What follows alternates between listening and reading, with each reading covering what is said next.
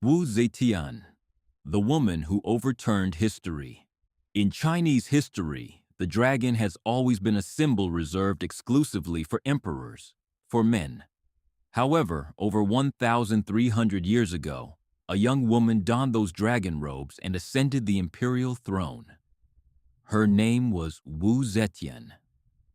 While some historians accuse her of being a cold-blooded killer, others praise her as an enlightened ruler. Today, let's take an in-depth look at how she rose from the rank of a common concubine to become the only female emperor in the history of China. The early years Wu Zetian was born in 624 CE into a wealthy merchant family. Uniquely for that era, her father did not just teach her domestic chores. He educated her in literature, politics, and history. At the age of 14, her beauty earned her a place in the palace as a fifth-rank concubine to Emperor Taizong. At that time, she was given the title Wu Mei. However, she never became the emperor's favorite. It is said that Taizong grew fearful of her sharp intellect and unyielding character. The darkest hour. When Emperor Taizong passed away, it seemed Wu Mei's life was over. According to tradition, concubines who had not borne children were sent to Ganye Temple to shave their heads and live as Buddhist nuns.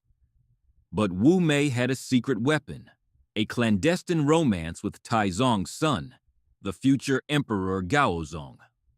Unable to forget her, Gaozong brought her back to the palace as a consort. This act created a massive scandal within the complexities of Chinese history, the path of blood. Upon returning to the palace, Wu Mei was no longer a passive observer. Her goal was to become empress. Two major obstacles stood in her way: Empress Wang and the emperor's favorite consort, Xiao. Historical records, though debated by some, suggest that Wu Mei even used her own infant daughter as a pawn for power. It is alleged that she killed her own child and framed Empress Wang for the crime.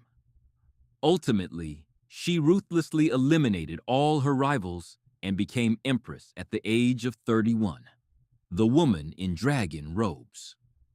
When Emperor Gaozong's health began to fail, Wu Mei took the reins of administration.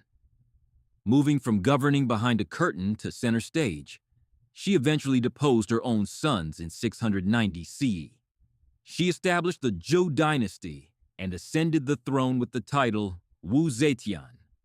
This marked the first and last time in 5,000 years of Chinese history that a woman officially claimed the title of emperor. She even declared herself the reincarnation of the Maitreya Buddha to solidify her power through religion, successes, and terror.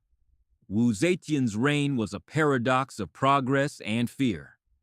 On one hand, she championed the imperial examination system, allowing commoners to become government officials based on merit rather than birthright. This effectively weakened the grip of the traditional aristocracy. On the other hand, she established a massive network of spies and tortured or executed anyone who opposed her. A shroud of terror hung over the Imperial Court. Nevertheless, it is undeniable that under her rule, China expanded its territories and the economy grew exceptionally strong. The blank stele. At the age of 81, a palace coup forced her to abdicate, and she passed away shortly thereafter. At her burial site, the Qianling Mausoleum, stands a massive stone tablet known as the Unmarked Stele. Remarkably, it bears no inscriptions.